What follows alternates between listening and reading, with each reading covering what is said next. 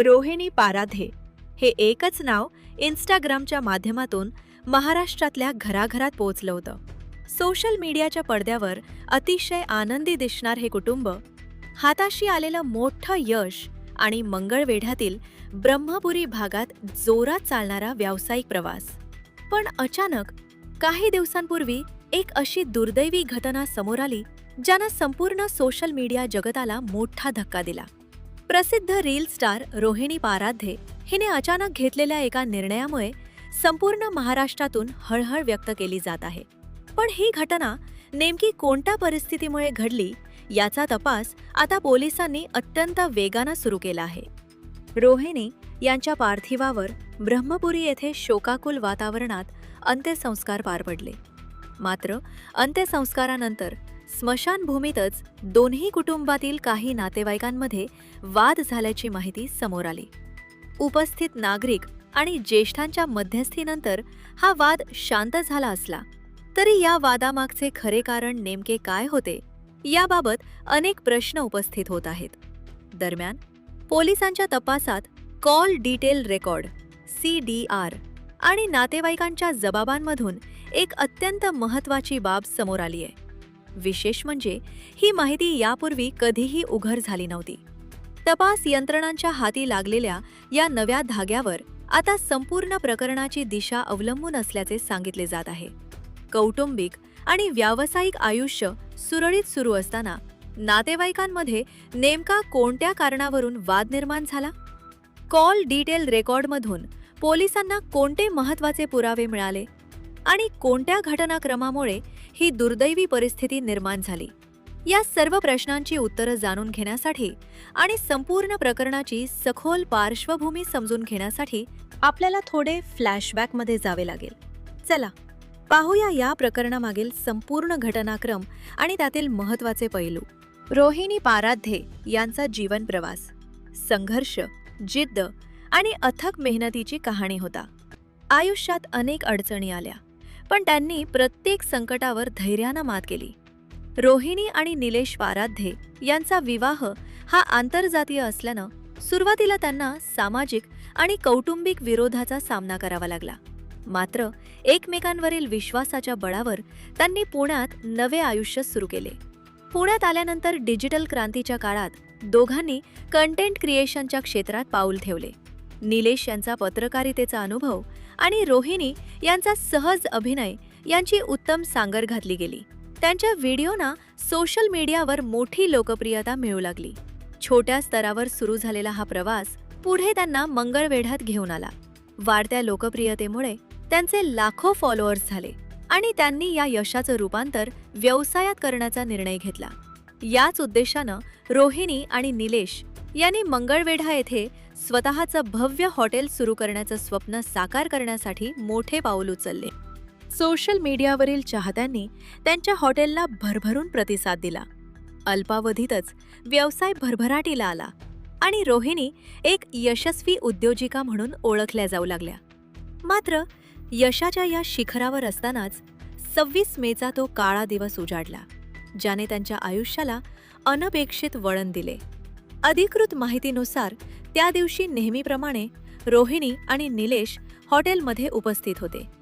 दुपारच्या सुमारास काही घरगुती कारणांवरून दोघांमध्ये वाद झाला. वादाचे नेमके कारण अद्याप स्पष्ट झालेले नाही. मात्र त्यानंतर रोहिणी अस्वस्थ होऊन हॉटेलमधील एका खाजगी खोलीत गेल्या, तर निलेश बाहेरच्या बाकावर बसून मोबाईलमध्ये व्यस्त होते. काही वेळ लोटल्यानंतरही रोहिणी बाहेर न आल्याने संशय निर्माण झाला. खोलीतून कोणताही प्रतिसाद मिळत नसल्याने पाहणी करण्यात आली. त्यावेळी समोर आलेले दृश्य धक्कादायक होते. एक दुर्दैवी घटना घडून गेली होती. प्राथमिक तपासात ही घटना कौटुंबिक वाद आणि मानसिक तणावाशी संबंधित असल्याचा अंदाज व्यक्त करण्यात आला. मात्र पुढील तपासात काही अशा बाबी समोर आल्या ज्यामुळे संपूर्ण प्रकरणाला वेगळे वळण मिळू लागले.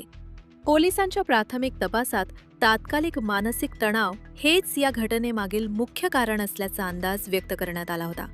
मात्र प्रकरणाची गुंतागुंत इथेच संपली नाही. उलट खरे प्रश्न यानंतरच समोर येऊ लागले. जर ही घटना केवळ मानसिक तणावाचा परिणाम होती, तर अंत्यसंस्कारानंतरच्या धार्मिक विधींच्या वेळी दोन्ही कुटुंबातील नातेवाईकांमध्ये अचानक वाद का निर्माण झाला? नेमका कोणता जुना मुद्दा पुन्हा ऐरणीवर आला होता? रोहिणी यांच्या अकस्मात निधनामुळे संपूर्ण परिसर आणि त्यांच्या चाहत्यांमध्ये शोककळा पसरली होती. या धक्क्यातून कोणीही सावरले नव्हते. मात्र घटनेनंतर तिसऱ्या दिवशी पुढील धार्मिक विधींसाठी दोन्ही बाजूंचे नातेवाईक एकत्र आल्यानंतर वातावरण अचानक तणावपूर्ण बनले. याच वेळी काही जुन्या मतभेदांची चर्चा पुन्हा पुढे आली आणि त्यातून वादाची ठिणगी पडल्याची माहिती समोर येऊ लागली. हाच वाद पुढे तपासाच्या दृष्टीने महत्त्वाचा ठरणार होता. रोहिणी यांच्या माहेरच्या नातेवाईकांनी निलेश आणि त्यांच्या कुटुंबाविरोधात काही गंभीर आक्षेप उपस्थित केल्याने वातावरण अचानक तापले. वाद इतका वाढला की काही काळ तणावपूर्ण परिस्थिती निर्माण झाली. माहिती मिळताच पोलिसांनी घटनास्थळी धाव घेत परिस्थिती नियंत्रणात आणली. मात्र याच घटनेने पोलिसांच्या तपासाला नवे वळण मिळाले. प्रकरण वरवर दिसत होते तितके सरळ नसल्याची शक्यता निर्माण झाली. त्यानंतर पोलिसांनी निलेश पाराध्य आणि त्यांच्या कुटुंबियांचे सविस्तर जबाब नोंदवण्यास सुरुवात केली. दरम्यान रोहिणी यांचे सासरे विलास पाराध्य यांनी प्रसारमाध्यमांसमोर आपली बाजू मांडत घटनाच्या वेळी आपण ग्रामसभेच्या कामात व्यस्त असल्याचे सांगितले. तसेच रोहिणी यांच्या कष्टाळू आणि महत्वाकांक्षी स्वभावाचे कौतुकही केले. तपास पुढे सरकत असताना पोलिसांनी दोघांचे मोबाईल फोन ताब्यात घेतले आणि कॉल डिटेल रेकॉर्ड्स तसेच इतर तांत्रिक पुराव्यांचे विश्लेषण सुरू केले. या तपासादरम्यान काही महत्त्वाच्या कॉल्स आणि त्यांच्या वेळांबाबत माहिती समोर आली असून त्यांचा रोहिणी यांच्या शेवटच्या दिवसांशी संबंध असल्याची शक्यता तपासली जात आहे. याच वेळी नातेवाईकांच्या जबाबांमधूनही काही नवीन बाबी समोर आल्या. सूत्रांच्या माहितीनुसार रोहिणी यांचे हे दुसरे लग्न असल्याचे सांगितले जात आहे. तसेच व्यवसायाचा वाढलेला विस्तार, आर्थिक जबाबदाऱ्या आणि काही जुन्या कौटुंबिक प्रश्नांमुळे त्या तणावाखाली असल्याचे दावे करण्यात आले आहेत. माहेरच्या नातेवाईकांनी दिलेल्या माहितीनुसार गेल्या काही महिन्यांपासून त्यांच्यावर मानसिक दबाव असल्याचे आरोपही समोर आले आहेत. मात्र या सर्व बाबींची अधिकृत पुष्टी आणि सत्यता अद्याप तपासाअंतीच स्पष्ट होणार आहे. विशेष म्हणजे या दुर्दैवी घटनेच्या अवघ्या 48 तासांपूर्वी रोहिणी यांनी सोशल मीडियावर एक व्हिडिओ पोस्ट केला होता आणि याच व्हिडिओमुळे आता या प्रकरणातील काही महत्त्वाच्या प्रश्नांकडे पुन्हा लक्ष वेधले जात आहे. घटनेच्या अवघ्या 48 तासांपूर्वी पोस्ट केलेल्या एका व्हिडिओमध्ये रोहिणी हसतमुख आणि आनंदी दिसत होत्या. मात्र त्यांच्या आयुष्यात नेमकं काय सुरू होतं हा प्रश्न आता अनेकांना पडला आहे. दरम्यान पोलिसांनी तांत्रिक पुरावे, कॉल डिटेल्स, फॉरेन्सिक अहवाल आणि नातेवाईकांचे जबाब यांची सांगर घालून तपास अधिक वेगाने सुरू ठेवला आहे. मात्र आतापर्यंत समोर आलेली माहिती ही केवळ प्राथमिक तपासाचा भाग आहे. कोणताही अंतिम निष्कर्ष अद्याप समोर आलेला नाही. सोशल मीडियावर सर्व काही सुरळीत दिसत असलं तरी पडद्यामागील वास्तव अनेकदा वेगळं असू शकतं.